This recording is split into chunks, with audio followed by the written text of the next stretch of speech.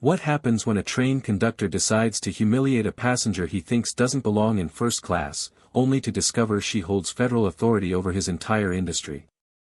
This is a story about prejudice, power, and the devastating moment when discrimination meets regulatory oversight. Before we dive into this incredible tale of justice on the rails, let us know where you're watching from in the comments below.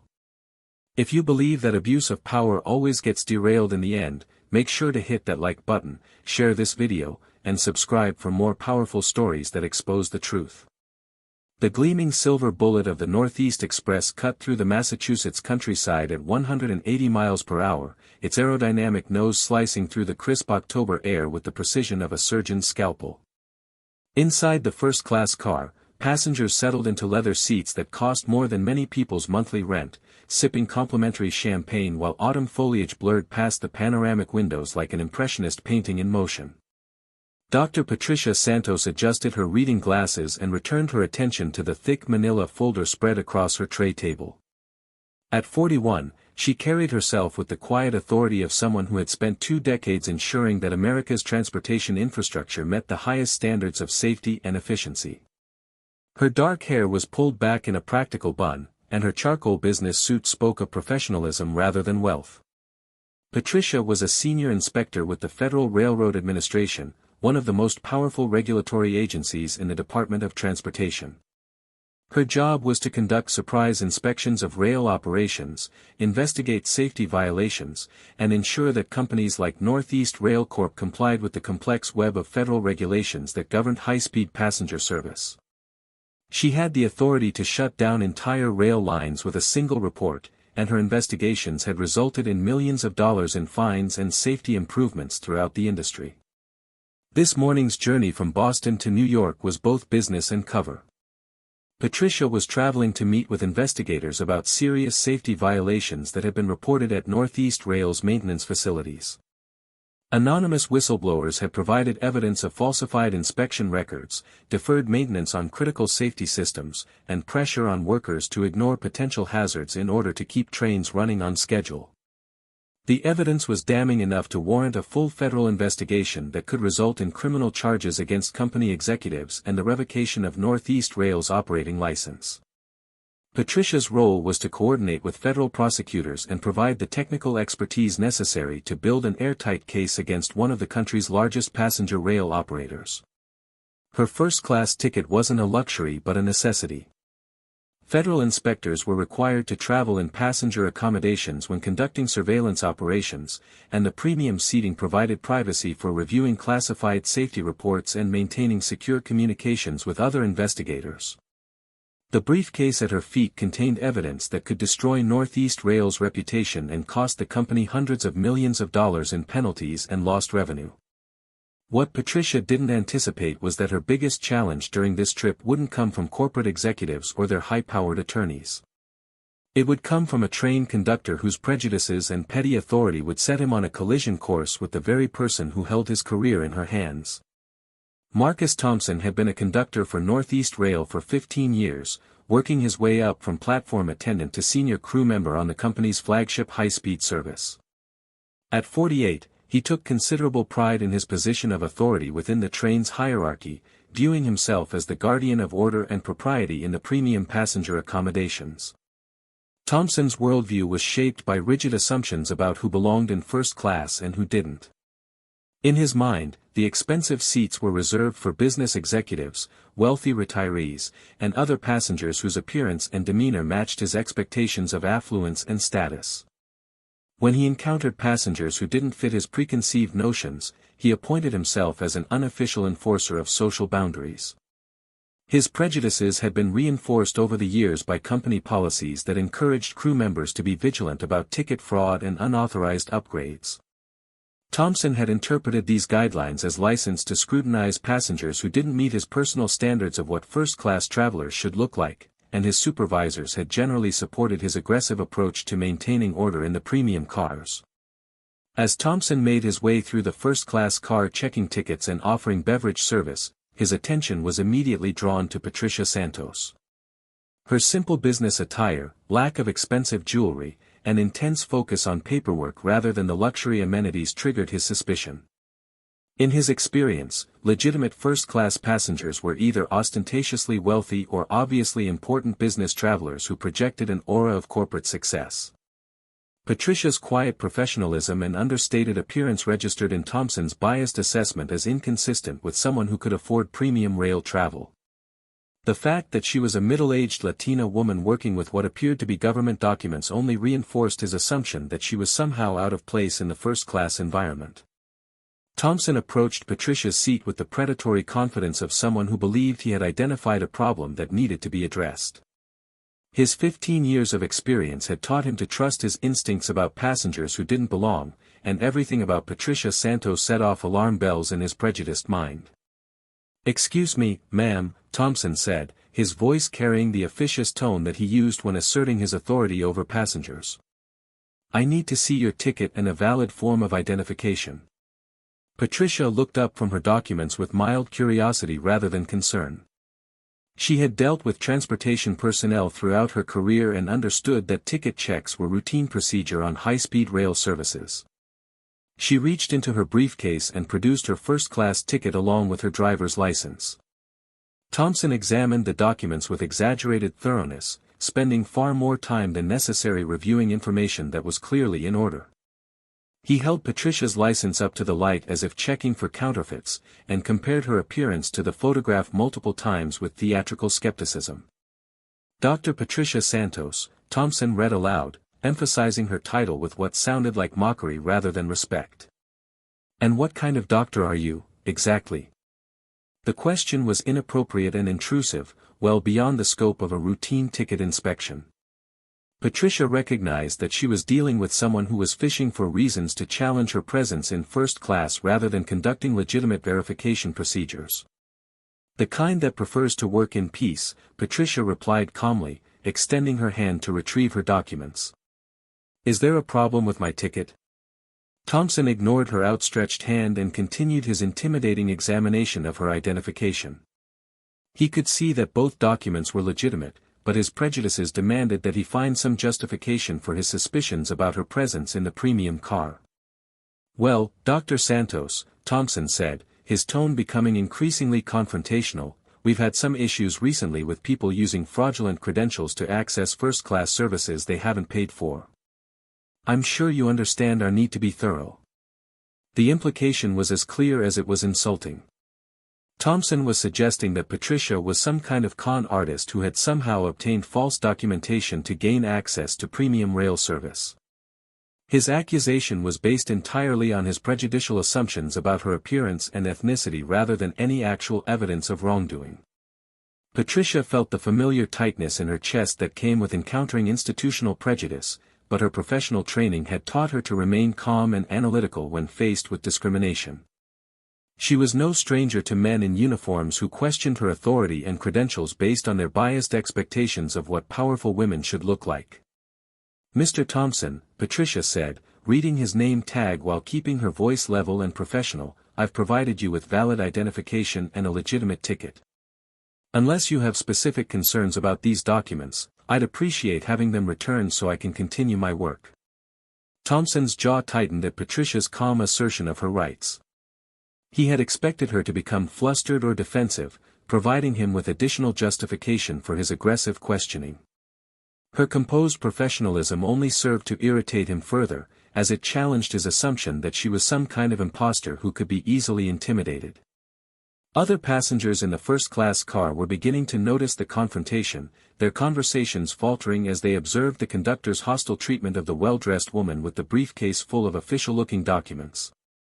The atmosphere in the car shifted from relaxed luxury to uncomfortable tension as Thompson's voice grew louder and more accusatory. "Ma'am, I'm not satisfied with these documents," Thompson declared, his voice carrying enough authority to turn heads throughout the car. "The photograph on this license doesn't look recent, and I have concerns about the validity of your ticket. I'm going to need you to provide additional verification of your identity and your right to be in this car." The demand was outrageous and completely without basis in company policy or federal transportation regulations. Thompson was essentially demanding that Patricia prove her worthiness to occupy a seat she had legitimately purchased, based on nothing more than his prejudicial assessment of her appearance and background. Patricia realized that she was facing more than just an overzealous conductor. Thompson's behavior suggested a pattern of discrimination that was likely sanctioned or at least tolerated by Northeast Rail's management. His confidence in making such unreasonable demands indicated that he had faced few consequences for similar behavior in the past. "Mr. Thompson," Patricia said, her voice carrying a new edge of steel that cut through the ambient noise of the train, "you are making accusations without basis and demanding verification that is neither required nor appropriate.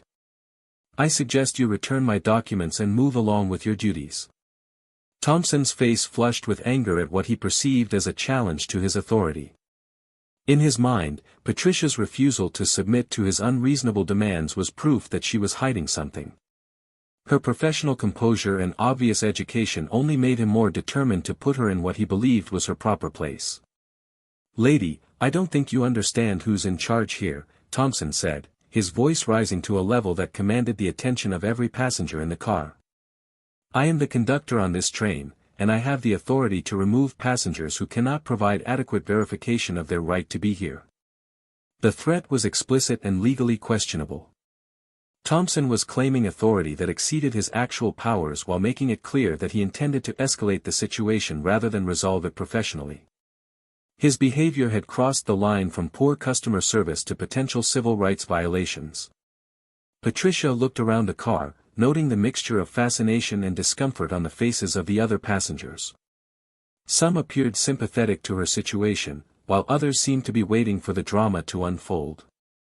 She realized that Thompson was performing for an audience, using her humiliation as a way to demonstrate his power and authority to the other passengers. "Mr. Thompson," Patricia said, her voice calm but carrying unmistakable authority, "you are about to make a very serious mistake. I strongly advise you to reconsider your approach and return my documents immediately." Thompson laughed, a harsh sound that carried no humor.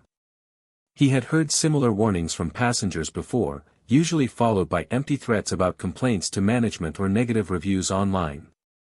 In his experience, people who made such warnings were all bluster and no substance, and he had never faced serious consequences for his aggressive enforcement of his personal standards for first-class passengers. "A mistake?" Thompson repeated mockingly. "The only mistake here was you thinking you could pull a fast one on my train. Now, are you going to cooperate with my investigation, or am I going to have to call ahead for security to meet us at the next station?"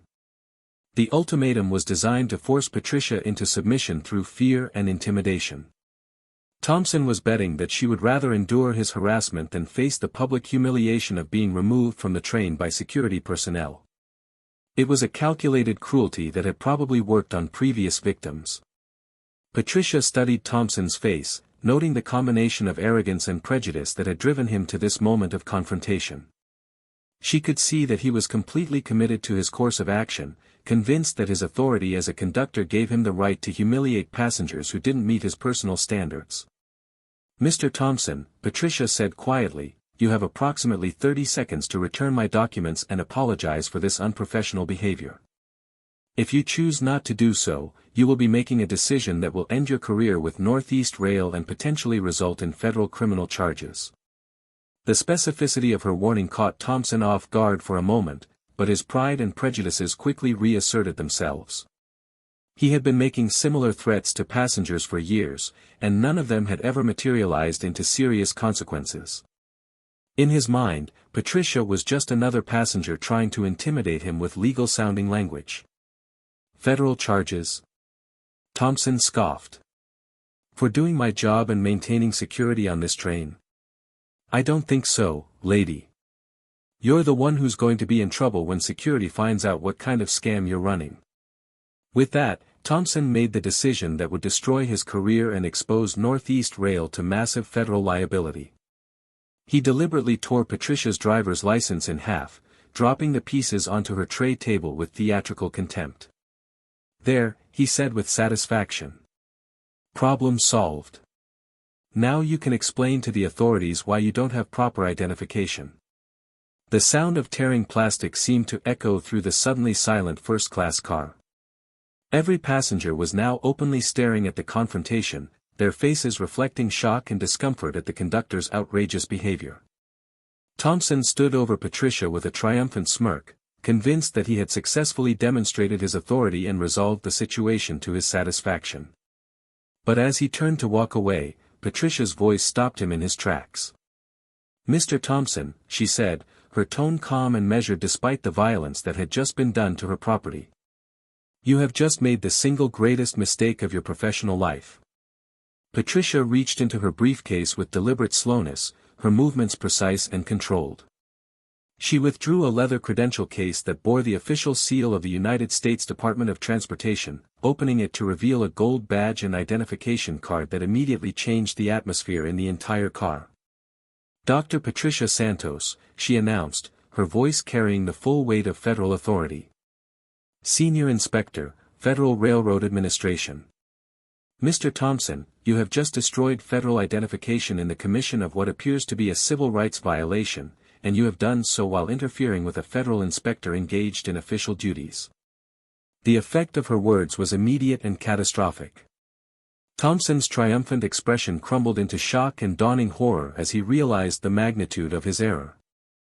The other passengers gasped audibly, and several began reaching for their phones to capture what was clearly going to be a historic moment in the annals of transportation customer service disasters. I didn't know," Thompson stammered, his voice barely a whisper as the reality of his situation began to sink in.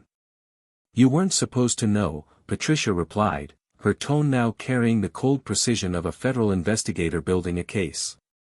"But you were supposed to treat passengers with dignity and respect regardless of their appearance or background. Instead, you chose to harass and humiliate someone based on your own prejudicial assumptions." Patricia stood up from her seat, and her presence seemed to fill the entire car with federal authority. She was no longer just another passenger who could be bullied and intimidated. She was a representative of the United States government with the power to end Thompson's career and impose devastating penalties on his employer.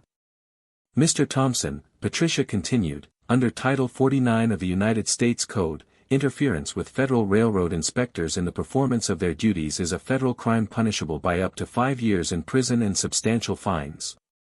Destruction of federal identification documents carries additional penalties under Title 18.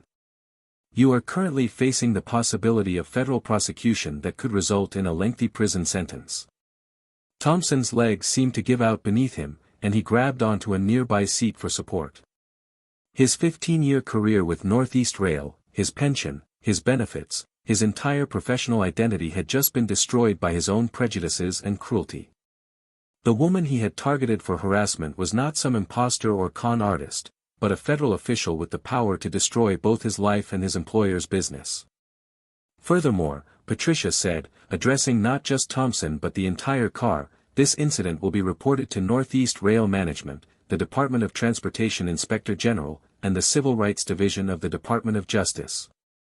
Mr. Thompson's actions constitute a pattern of discriminatory behavior that reflects serious deficiencies in this company's training and oversight procedures." The mention of federal investigations and civil rights violations sent a chill through the car that had nothing to do with the air conditioning. Other passengers began to understand that they were witnessing more than just a customer service dispute. They were seeing the moment when individual prejudice collided with institutional accountability, and the results were going to be devastating for everyone involved. Patricia reached for the emergency communication device that connected the passenger cars to the train's control center. Her voice was crisp and professional as she spoke to the engineer and onboard supervisor. "This is Federal Railroad Administration Inspector Patricia Santos in Car 3. I need to speak with the senior conductor immediately regarding a federal incident involving crew member Marcus Thompson. This train may need to make an unscheduled stop depending on the severity of the situation." The response was immediate and panicked. Within minutes, the train's senior conductor and onboard supervisor came rushing into the first-class car, their faces reflecting the terror of transportation professionals who had just learned that a federal inspector was on board and that one of their crew members had committed what sounded like a serious violation. "Inspector Santos," the senior conductor said, slightly out of breath from his hurried response, "I'm Senior Conductor Williams. What's the nature of the federal incident?" Patricia gestured toward Thompson, who was still standing in the aisle looking like a man who had just watched his entire world collapse. Mr. Thompson destroyed my federal identification and engaged in what appears to be discriminatory harassment based on my ethnic background and his assumptions about my right to travel in first class. He also interfered with my official duties as a federal inspector. Williams' face went pale as he processed the implications of what he was hearing.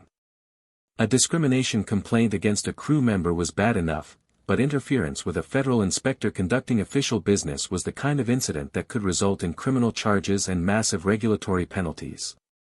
Mr. Thompson, Williams said, his voice carrying the authority of someone who was trying to salvage a catastrophic situation, you will immediately report to the crew car and remain there until we reach New York. You are suspended from all duties effective immediately. Thompson nodded mutely, apparently too shocked to speak. As he shuffled toward the exit of the first-class car, Patricia's voice followed him. Mr. Thompson, she said, I want you to understand that your actions today were not just unprofessional or inappropriate. They were criminal violations of federal law committed against a federal officer. The consequences you face will be determined not by Northeast Rail's Human Resources Department, but by federal prosecutors and federal judges. As Thompson disappeared into the corridor leading to the crew quarters, Patricia turned her attention to the senior conductor and the growing crowd of railroad employees who had gathered to witness the aftermath of the incident. Mr. Williams, Patricia said, I will need a complete report on Mr. Thompson's employment history, any previous complaints about his conduct, and the training procedures that Northeast Rail uses to educate crew members about appropriate passenger interactions. I will also need access to the train's surveillance recordings to document the incident. Williams nodded frantically, clearly understanding that his company was facing a federal investigation that could result in millions of dollars in fines and potentially criminal charges against management for tolerating discriminatory behavior. The remainder of the journey to New York passed in tense silence. Patricia returned to her seat and calmly resumed reviewing her documents as if nothing had happened, but her presence now seemed to radiate federal authority throughout the car. Other passengers spoke in hushed whispers, and the crew members who passed through treated her with the kind of respectful deference usually reserved for visiting dignitaries. When the train pulled into Penn Station, Patricia was met by a team of federal investigators who had been alerted to the incident during the journey. Thompson was escorted off the train by federal marshals, his conductor's uniform now marking him as a federal defendant rather than a transportation professional. The incident made national news within hours, with cell phone footage taken by passengers showing Thompson's aggressive behavior and Patricia's calm revelation of her federal credentials. The video went viral on social media, turning Thompson into a symbol of transportation industry prejudice and Patricia into an unlikely hero for passengers who had faced similar discrimination. Northeast Rail immediately announced Thompson's termination and promised a complete review of their passenger service procedures. The company also agreed to pay substantial fines and implement mandatory anti-discrimination training for all employees as part of a settlement with the Department of Transportation. Thompson faced federal criminal charges that resulted in a plea agreement requiring him to serve 6 months in federal prison and pay restitution for the damage to Patricia's credentials. His conviction made him ineligible for employment in the transportation industry, effectively ending his career and leaving him unemployable in his chosen field. The broader impact of the incident extended throughout the passenger rail industry. Patricia's report on the confrontation led to new federal regulations requiring enhanced training for crew members and stronger oversight of passenger interactions. The Santos Protocols became standard procedure for handling complaints about crew behavior, and the incident was used as a case study in transportation schools and federal training programs. For Patricia Santos, the incident became a defining moment in her career as a federal inspector.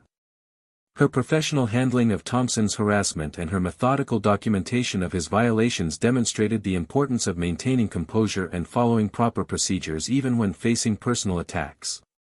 The confrontation also highlighted the broader issue of discrimination in transportation services and the need for strong federal oversight to protect passengers' civil rights. Patricia's story became a powerful reminder that federal inspectors and other government officials often travel incognito, and that treating all passengers with dignity and respect is not just good customer service but a legal requirement.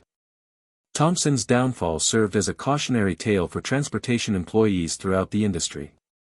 His 15-year career was destroyed in a matter of minutes because he allowed his prejudices to override his professional judgment and basic human decency. The incident demonstrated that discrimination and abuse of authority carry consequences that extend far beyond immediate embarrassment or company discipline. The story of Patricia Santos and Marcus Thompson illustrates the fundamental principle that authority without accountability inevitably leads to abuse, and that even the most powerful institutions can be held responsible for the actions of their employees when those actions violate federal law and basic human rights. Years later, when Patricia was promoted to regional administrator for the Federal Railroad Administration, she would often reference the Thompson incident in her speeches about the importance of civil rights in transportation. Her experience demonstrated that federal oversight exists not just to ensure mechanical safety and operational efficiency, but to protect the fundamental dignity of all passengers regardless of their background or appearance.